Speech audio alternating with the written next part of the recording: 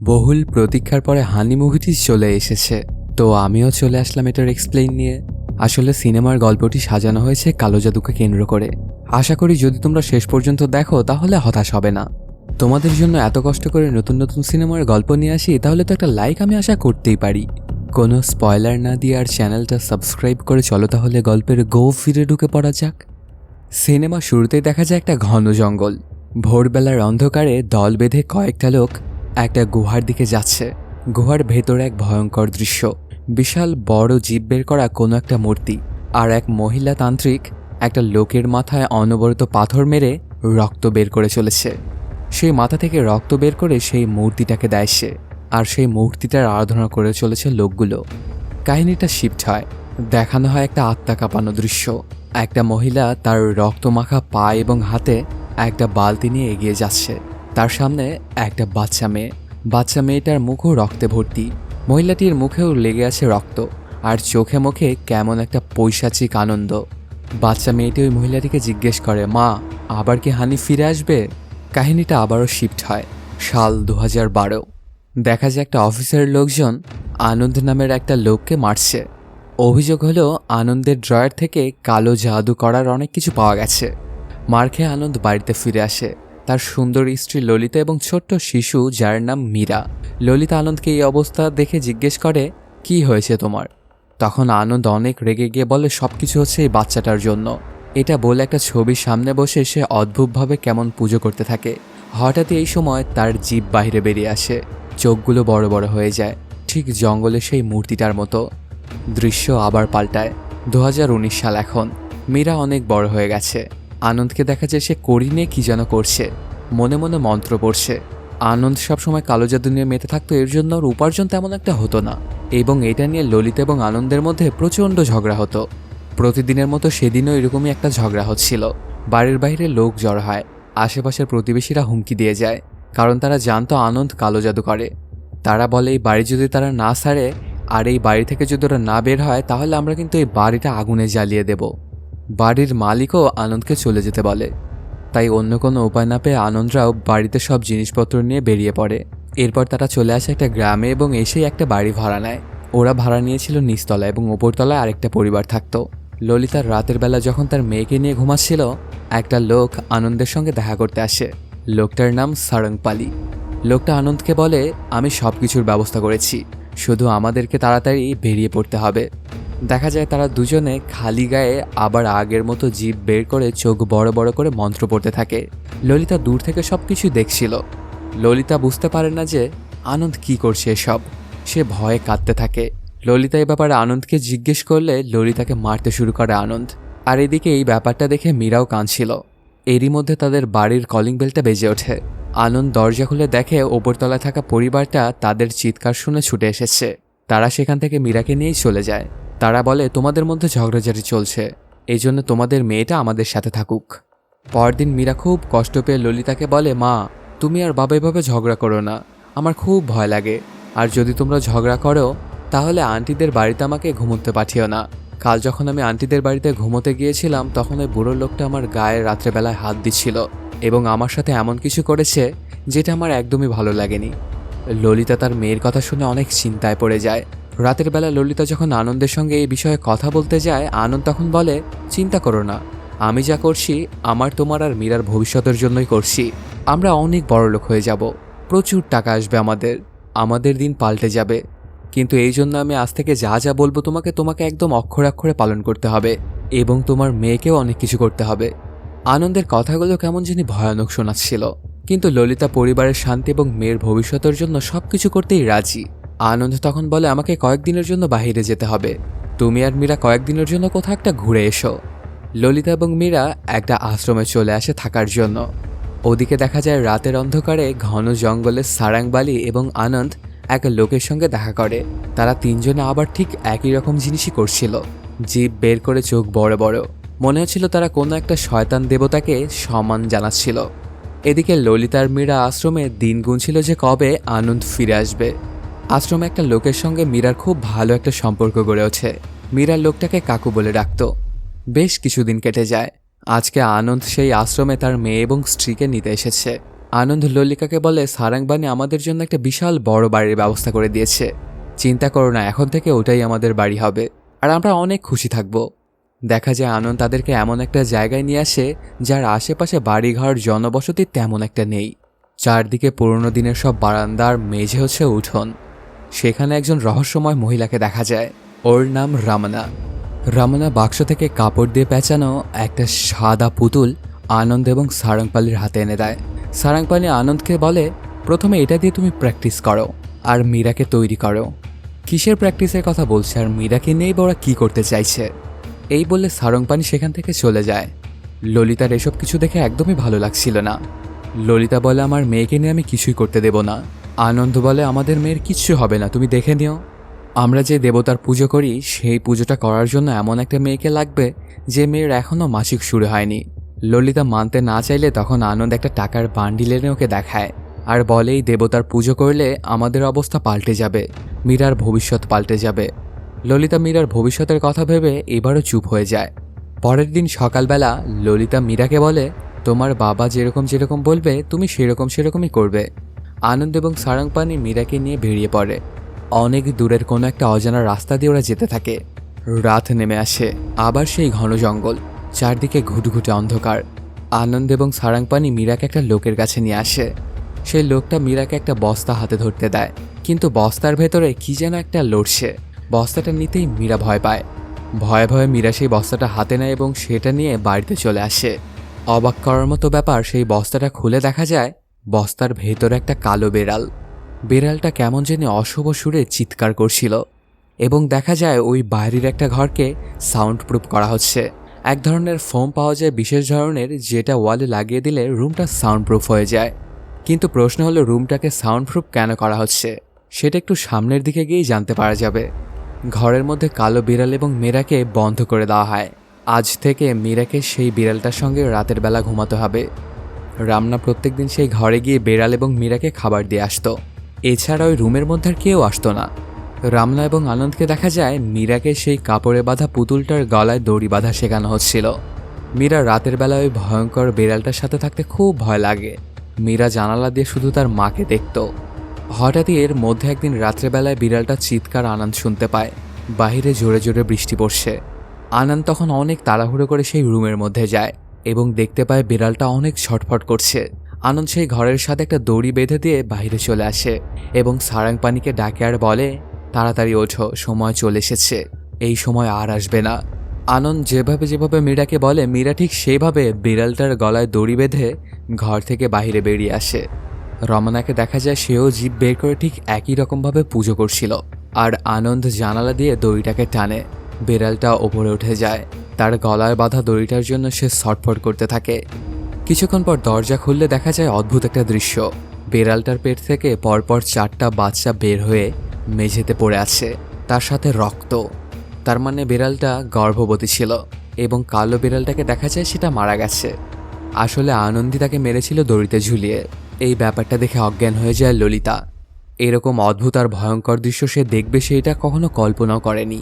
আনন্দ তাকে একটা ঘরে শুইয়ে দেয় এবং তার পুরো শরীর তখন কাঁপতে থাকে আর ওর মুখ থেকে সাদা ফেনা বেরোতে থাকে।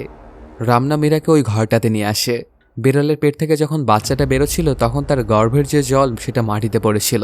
সেই জলটা মীরার হাত দিয়ে তুলিয়ে একটা পাত্রের মধ্যে ভরে সারাংপানিকে দেয় সে, আর সেটা নিয়ে সারাংপানি পুজোয় বসে। আর মীরা ওপরে সেই মরা বিড়ালটার দিকে তাকিয়ে থাকে। কিন্তু হঠাৎ সেই মরা বিড়ালটা মীরার দিকে গোল গোল চোখ করে কেমন অদ্ভুত দৃশ্যভাবে চিৎকার করে ওঠে। ব্যাপারটা দেখে মীরা চিৎকার করে ওঠে, অনেক ভয় পেয়ে যায় সে। পরদিন সকালবেলায় দুজন বিদেশিকে দেখানো হয়। তারা সারাংপানির কাস্টমার। তবে সারাংপানির কাছ থেকে তারা কি কিনতে এসেছে সেটা একটু সামনের দিকে গিয়েই জানতে পারা যাবে। ললিতা খুব অসুস্থ হয়ে পড়েছে এই ব্যাপার স্যাপার দেখে। মীরা এই ব্যাপার স্যাপারগুলো দেখে অনেক কান্নাকাটি করতে থাকে। রমনাকে দেখা যায় এক ধরনের বিশেষ মাশরুমের শরবত সে ললিতার জন্য তৈরি করছিল। আর আনন্দকে দেখা যায় রমনা শরীরটার দিকে এসে অশ্লীল নজরে তাকাচ্ছিল। রমনা গিয়েই সেই শরবতটা ললিতাকে খাওয়ায় আর মীরাকে সেখান থেকে নিয়ে চলে আসে। কিছুক্ষণ পর একটা মহিলা ডাক্তার আসে, ললিতাকে একটা ইঞ্জেকশন দেয়। ললিতা প্রচণ্ড কষ্ট পাচ্ছিল এবং এক পর্যায়ে সে ঘুমিয়ে পড়ে। ডাক্তারটা যাওয়ার সাথে সাথে ললিতা কেমন জানি অদ্ভুতভাবে নড়ে ওঠে এবং ছটফট করতে থাকে। দেখে মনে হচ্ছিল তার ভেতরে কোনো এক শয়তান প্রবেশ করেছে। এরপর দেখা যায় মীরা তার মায়ের সঙ্গে দেখা করতে গেলে রমনা তার মায়ের সঙ্গে দেখা করতে দেয় না। রমনা ওকে বলে তোমার মা অসুস্থ, এটা বলে দরজাটা বন্ধ করে একটা তালা ঝুলিয়ে দেয়। মীরা মন খারাপ করে চলে আসে তার রুমে এবং ঘুমিয়ে পড়ে। স্বপ্নের মধ্যে সে একটা বিড়ালের ডাক শুনতে পায়, চমকে উঠে বসে। মীরা দেখতে পায় বাহিরের দরজাটা থেকে একটা বিড়ালের মতো দেখতে মেয়ে তার দিকে এগিয়ে আসতেছে এবং অদ্ভুত ব্যাপার হলো বিড়ালের মতো দেখতে সেই মেয়েটাকে একদম মীরার মতোই দেখতে। মীরা চমকে ওঠে আর জিজ্ঞেস করে কে তুমি? সেই মেয়েটা বলে আমার কোনো নাম নেই, কিন্তু আমি তোমার বোন। মীরা বলে কিন্তু তোমার কোনো নাম নেই কেন? সে বলে আমার কেউ নাম দেয়নি কখনো। মীরা বলে ঠিক আছে, আমার মা ছোটবেলাতে আমাকে হানি বলে ডাকতো, আজ থেকে তোমার নাম হানি। তখন হানি বলে তুমি কি তোমার মায়ের সঙ্গে দেখা করতে চাও? আমি জানি তোমার মায়ের ঘরের চাবিটা কোথায় রাখার আছে। তারা দুজনেই ঘরের ভেতর থেকে বাইরে বেরিয়ে আসে। ওরা দুজন খেয়াল করে দেখতে পায় একটা ঘরের মধ্যে আনন্দ আর রমনা সেই বাজে কাজগুলো করছিল। মীরা তার মাকে দরজার ফাঁক দিয়ে দেখে। দেখা যায় তার মা কেমন জানি দেওয়ালের সঙ্গে কথা বলছে একা একাই এবং কেমন একটা অদ্ভুতভাবে আওয়াজ করছে। এই ব্যাপারটা দেখে মীরা এতটাই ভয় পেয়ে যায় যে মায়ের সঙ্গে দেখা না করেই সেখান থেকে চলে যায়। দেখা যায় সেই ডাক্তার মহিলাটা মীরার কাছেও আসে। মীরার শরীর থেকে এক সিরিঞ্জ রক্ত নিয়ে চলে যায়। মীরা তার বাবাকে কাঁদতে কাঁদতে বারবার বলতে থাকে বাবা আমি এখানে একা থাকতে চাই না, আমাকে মায়ের কাছে নিয়ে চলো। আনন্দ তারপর কিছু না বলেই সেখান থেকে উঠে চলে যায়। তার পরপরই সেখানে বেড়ালের মতো দেখতে ওই মেয়েটা চলে আসে, মানে হানি এসেছিল। এখানে অবাক করা ব্যাপার হলো হানিকে শুধুমাত্র মীরাই দেখতে পেত, অন্য কেউ ওকে দেখতে পায় না। ওদিকে দেখা যায় আনন্দ কোত্থেকে যেন আরও একটা বিড়াল ধরে এনেছে। আবারও শুরু হয় সেই একইভাবে শয়তানের আরাধনা করা এবং মীরাকে সেই বিড়ালটার কাছে আবারও ঘুমোতে দেওয়া হয়। হানি মীরাকে বলে এই বিড়ালটা মারা যাওয়ার পর তোমার বাবা আবার একটা বিড়াল নিয়ে আসবে। এরা কখনোই থামবে না, কারণ এরা যা করছে তা ভয়ানক কিছু। ললিতা এবং মীরার ওপরে আনন্দের এই অত্যাচার চলতেই থাকে। এদিকে সেই মহিলা ডাক্তারটিকেও দেখানো হয়। সে আসলে কোনো ডাক্তার নয়, সে একটা হেলথ ক্যাম্প চালায়, আর আনন্দ আর সারাংপানি তাকে টাকা পয়সা দিয়ে এগুলো করাতো। ললিতাকে যে ইঞ্জেকশনটা দেওয়া হয় সেটা খুব বিষাক্ত, যাতে করে ললিতা অসুস্থ হয়ে বিছানায় পড়ে থাকে আর তার মেয়ে বা অন্য কারো কাছ থেকে সাহায্য না চাইতে পারে।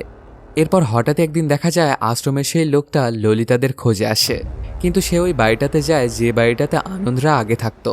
লোকটা সেখানে আনন্দের না পেয়ে হতাশ হয়ে সেখান থেকে ফিরে যায়। এর পরপরই দেখা যায় আনন্দ আর সারাংপানি একটা লোকের সঙ্গে দেখা করতে চলে আসে। সেখানে এসেই ওই লোকটাকে বলে বেড়ালের গর্ভের জলটা তৈরি আছে, এই জলটা যদি আপনি নেন তাহলে পৃথিবীর অন্যতম একজন হয়ে উঠতে পারবেন আপনি। এই জলটা এবং বিড়ালের মৃতদেহটা মাটির নিচে পুঁতে দিতে হবে, তারপর মরুভূমিতে হওয়া ক্যাকটাস গাছ লাগিয়ে দিতে হবে ওই জলটার ওপরে। ক্যাকটাস গাছটা যত বাড়তে থাকবে আপনার বাড়ির ধন সম্পদও ততই বাড়তে থাকবে। এই জলটা কালো জাদুর ক্ষেত্রে এক যুগান্তকারী আবিষ্কার। সেই জলটা সারাংপানি ওই লোকটাকে দেয়, আর লোকটা একটা মোটা অঙ্কের টাকা দেয় ওদের। এখানে বোঝা যায় যে ওরা এভাবেই ব্যবসা করছিল, বিড়ালের গর্ভের জল দিয়ে। আসলে বিড়ালের গর্ভে থেকে বের হয় এই পানিটা নেওয়ার জন্য দেশ বিদেশ থেকে অনেক মানুষজন ওর কাছে আসতো, যেটা এর আগেও দেখা গিয়েছিল। এবং এভাবে একটা গোপন সংস্থা তাদের কালো জাদু চালিয়ে থাকে, ঠিক যেমনটা ওই জঙ্গলে গুহার মধ্যে দেখা গিয়েছিল। সেখানেও প্রচুর মানুষ ছিল। দিন যায়, মাস যায়, বছর কেটে যায়। আনন্দ এখন অনেকটাই বড় লোক। মীরাকে দেখানো হয় মীরার চোখ মুখ কেমন যেন কালো হয়ে গেছে। দেখে মনে হচ্ছিল মীরা দিন দিন কেমন জানি পিশাচে পরিণত হচ্ছিল। আনন্দ বাড়ির বাইরে গেছে, এমন সময় বাড়ির কলিং বেল বেজে ওঠে। রামানা দরজাটা খোলে এবং কিছু একটা দেখে অবাক হয়ে যায়। দৃশ্য পাল্টায়। আনন্দ এবং সারাংপানি বাড়িতে ফিরে আসে। তারা কিছুদিনের জন্য বাইরে গিয়েছিল। বাড়িতে ফিরে তারা রামানাকে গোটা বাড়ি জুড়ে খুঁজতে থাকে, কিন্তু অবাক ব্যাপার রামানাকে কোথাও খুঁজে পাওয়া যায় না। রামানা একদম উধাও হয়ে গেছে। রাতারাতির সে কোথায় চলে গেল? ঠিক সে সময় সেই বাড়িটাতে আবারও কলিং বেল বেজে ওঠে। আনন্দ এবং সারাংপানি দরজা খুলে দেখে একটা বুড়ো একটা ছোট বাচ্চা মেয়েকে নিয়ে এসেছে। সেই ছোট্ট বাচ্চা মেয়েটাকে তারা সেই জঙ্গলটার ওই গোপন গুহাটাতে নিয়ে যায়, যেখানে মহিলা তান্ত্রিকটা ছিল। তার মানে বাচ্চাটিকেও তারা মীরার মতো তাদের কালো জাদুতে ব্যবহার করবে। এই ফাঁকে দেখা যায় হানি মীরাকে গিয়ে বলে তোমার মায়ের সাথে দেখা করবে, আমি জানি কিভাবে তোমার মায়ের সঙ্গে দেখা করতে হবে। হানি মীরার মায়ের সঙ্গে ওকে দেখা করে দেওয়ার জন্য ওই ঘরটাতে নিয়ে যায়। দেখা যায় ললিতার অবস্থা খুব খারাপ, একা একাই সে কথা বলছিল। মীরা যখন তাকে মা বলে ডাকে সে একদম কেঁদেই ফেলে আর বাস্তবে ফিরে আসে। ললিতা তার মেয়েকে জড়িয়ে ধরে কাঁদতে থাকে। অনেক দিন পর আজ নিজের মেয়েকে সে দেখতে পাচ্ছে। পাশ থেকে তখন হানি বলে ওঠে, তোমার বাবাকে না সরালে এই সব কিছু থামবে না। মীরাকে একা একা কথা বলতে দেখে তার মা জিজ্ঞেস করে, কার সাথে কথা বলছিস তুই? মীরা বলে, মা, আমি হানির সঙ্গে কথা বলছি। তুমি জানো, ওকে দেখতে একদম আমার মতো। প্রথম বিড়ালটা যখন মারা গেল তখন আমি হানিকে দেখতে পাই। মীরার মা ললিতা বুঝতে পারে যে মীরা হ্যালোসিনের বা কল্পনা করছে কোনো একটা চরিত্রকে। মীরা তার মাকে বলে, মা, আমার ওই বিড়ালগুলোর সাথে থাকতে একদমই ভালো লাগে না, আর এই হানির সঙ্গে থাকতেও আমার একদমই ভালো লাগে না। আমি আবার স্কুলে যেতে চাই, আমাকে এখান থেকে নিয়ে চলো। বাবা যতদিন বেঁচে থাকবে ততদিন আমরা এখান থেকে মুক্তি পাবো না। কিছুক্ষণ পর দেখা যায় ওই মেয়েটাকে নিয়ে আনন্দ বাড়ি ফিরে আসে, আর সেই ঘরটাতে বিড়ালের সঙ্গে তাকে থাকতে দেয়। মীরাকে দেখা যায় মীরা একটা ওষুধ নিয়ে তার বাবার সোডার বোতলের মধ্যে মিশিয়ে দেয়। যখন আনন্দ তার মদের বোতল এবং সোডা নিয়ে বসে, সেটা খাওয়ার পর সে নেশার ঘরে ঘুমিয়ে পড়ে। এরপর হানি আর মীরা মিলে ললিতার ঘরের দরজাটা খুলে দেয়। ললিতা সেখান থেকে বেরিয়ে আসে এবং আনন্দের গায়ে একটা ইঞ্জেকশন ঢুকিয়ে দেয়, যে ইঞ্জেকশনটা ললিতাকে দেওয়া হতো। ললিতা আনন্দকে বাড়িতে যেখানে কালো জাদুর পুজো করা হতো সেখানে নিয়ে যায় এবং সেখানে থাকা একটা শঙ্খ দিয়ে আনন্দের চোখে মুখে মারতে থাকে। মা এবং মেয়ের ওপরে ছিটকে ছিটকে রক্ত পড়ছিল। ললিতা মীরাকে জিজ্ঞেস করে, কিরে, বাবার রক্ত দেখে ভয় পাচ্ছিস? মীরা বলে, না মা, আমি আর ভয় পাই না। এরপর ললিতা এবং মীরা দুজনে মিলে আনন্দের মৃতদেহটাকে টানতে টানতে নিয়ে যায়, সরিয়ে ফেলে সেই বাড়ি থেকে। ললিতা একটা বালতিতে জল আনে এবং সেখানে চোখে মুখের থেকে যে মাংস খণ্ডগুলো পড়েছিল আনন্দের, সেখানে ওগুলো তুলতে থাকে এবং রক্তগুলো পরিষ্কার করতে থাকে। আসলে এই দৃশ্যটাই সিনেমার প্রথমে দেখানো হয়েছিল। ললিতা নিজেই কেমন একটা স্বরে যেন বলতে থাকে, আজকে আমি সবকিছু শেষ করে দিয়েছি। পরদিন সকালে বাড়িতে পুলিশ আসে। বাড়ির পেছনের মাটি খুঁড়ে অনেকগুলো মরা বিড়ালের কঙ্কাল পাওয়া যায়। সারাংবাণীকে পুলিশ গ্রেপ্তার করে আর ললিতাকে সেখান থেকে একটা হোমে নেওয়া যাওয়া হয়। তাকে একটা স্ট্রেচারে শুইয়ে রাখা হয় এবং সেই বাড়িতে হয়ে যাওয়া ঘটনাগুলো ললিতাকে জিজ্ঞেস করা হয়। ললিতা একের পর এক বলতে থাকে, অনেক ভালোবেসে বাড়ির অমতে আমি ওকে বিয়ে করেছিলাম। ছোট পরিবারে ভালোই ছিলাম, কিন্তু তারপর একসময় কালো জাদুর অত্যাচার শুরু হয়। প্রথমে ভেবেছিলাম আমার আর আমার মেয়ের ভালোর জন্যই হয়তোবা করছে এগুলো। তারপর দেখলাম যত দিন যাচ্ছে মানুষটা কেমন যেন পশুর মতো হয়ে উঠছিল। আনন্দ কোনো সাধারণ মানুষ ছিল না, সে মানুষের বেশি একটা শয়তান ছিল। ললিতাকে জিজ্ঞেস করা হয়, রামনা কোথায়, আর রামনার সঙ্গেই বা কী হয়েছে? আগের একটা দৃশ্য দেখানো হয়েছিল যে সেদিন কলিং বেল বাজার পরে রামনা যখন দরজাটা খোলে তখন রামনা আশ্রমে সেই লোকটাকে দেখতে পায় যে ললিতা এবং মীরার খোঁজে সেখানে এসে পৌঁছেছিল। লোকটা রামনাকে বলে, ললিতা আমার বোন হয়, আমি আমার বোনের সঙ্গে কি দেখা করতে পারি? রামনা তখন বলে, ললিতা এখন অসুস্থ, তার সঙ্গে দেখা করা যাবে না। এটা শুনে আশ্রমের লোকটা চলে যেতে চাইলে বাড়ির ভেতরে মীরাকে দেখতে পায়। মীরাকে দেখতে কেমন একটা হয়ে গেছে, তাই সে তখন মীরার কাছে যায়। মীরার এই অবস্থা দেখে তার খুব সন্দেহ হয়। সে রামনাকে বলে, ললিতার সঙ্গে দেখা না করে তো আমি যাব না। রামনা তখন বাধ্য হয়ে ললিতার কাছে যায়। ললিতা তখন বিছানায় শুয়েছিল, তার পা ছিল শিকল দিয়ে বাঁধা। রামনা তখন ললিতাকে বলে, তোমার সাথে কেউ একজন দেখা করতে এসেছে আর সে কিছুতেই যেতে চাইছে না। কিন্তু ললিতার সঙ্গে যদি সেই লোকটাকে কথা বলতে দেওয়া হয় তাহলে রামনা এবং এখানে যা কিছু হচ্ছে সব কিছুই বাইরের লোকজন জেনে যাবে। এজন্য রামনা ললিতাকে বেহুশ করার জন্য একটা ইঞ্জেকশন দেয় এবং তার পায়ের শিকলগুলো খুলে দেয়, যাতে লোকটা ঘরে ঢোকার পর তার কোনো সন্দেহ না হয়। লোকটাকে সে বলবে যে ললিতা ঘুমাচ্ছে, কিন্তু শিকলটা খুলে ফেলার সাথে সাথেই ললিতা উঠে বসে এবং রামনার নাক মুখ চেপে ধরে ইঞ্জেকশনটা ললিতার রামনার শরীরে ফুটিয়ে দেয়। রামনার গলাতে শিকলটা পেঁচিয়ে ওকে মেরে ফেলে। তারপর দৃশ্যটা আবার বর্তমানে ফিরে আসে। পুলিশ আশ্রমে সেই লোকটার কাছে পৌঁছে যায়। সেই লোকটা তার বয়নে বলে, ললিতার মীরাকে বাঁচানোর জন্য আমার কাছে আর অন্য কোনো উপায় ছিল না, তাই রামনাকে মারার পর বাড়ির পেছনের দিকে আমরা ওর মৃতদেহটাকে পুঁতে দিয়েছিলাম, এজন্য পুলিশ তাকে ধরে নিয়ে যায়। সবার কথা তো হলো, কিন্তু এখন মীরা কোথায়? ললিতাকে মীরার কথা জিজ্ঞেস করলে সে কেমন একটা হয়ে যায়। সে বলে, আমার মেয়েটাকে তো আমি শুরু থেকে কিছুই দিতে পারিনি। মেয়েটার সঙ্গে যখন ওর বাবা এইভাবে অত্যাচার করতো প্রত্যেক দিন কষ্ট পেতাম। সেই ঘরটা থেকে আমার মেয়ের চিৎকার শুনতাম প্রত্যেক দিন। আমার মেয়েটা কাঁদতে কাঁদতে মা মা বলে সবসময় চিৎকার করত। আমি কিছুই করতে পারতাম না। তাই যেদিন সুযোগ পেলাম আমি আমার মেয়েকে এমন একটা জায়গায় পাঠিয়ে দিয়েছি যেখান থেকে আর ওকে কেউ বিরক্ত করতে পারবে না। আমার মেয়ের চোখ থেকে আর কখনোই জল পড়বে না, ও আর কখনো কাঁদবে না, ওকে আর কোনো রকমের কোনো কষ্টই সহ্য করতে হবে না। তার এই কথাবার্তা শুনে বুঝে যায় সবাই যে ললিতা ও মীরাকেও মেরে ফেলেছে। একটা মা কোন অবস্থাতে এলে নিজের মেয়েকে মেরে ফেলতে বাধ্য হয়। পুলিশ বাড়ির পেছনে মাটি খুঁড়ে এবং মীরার লাশটা দেখতে পায়, আর সিনেমাটা এখানেই শেষ হয়ে যায়। তো বন্ধুরা, কেমন লাগলো আজকের এই এক্সপ্লেইনটি জানাতে কমেন্ট করো। আর যদি এখনও চ্যানেলটা সাবস্ক্রাইব না করে থাকো তাড়াতাড়ি সাবস্ক্রাইব করে নাও। দেখা হচ্ছে নতুন কোনো ভিডিওতে। Till then, সায়োনারা।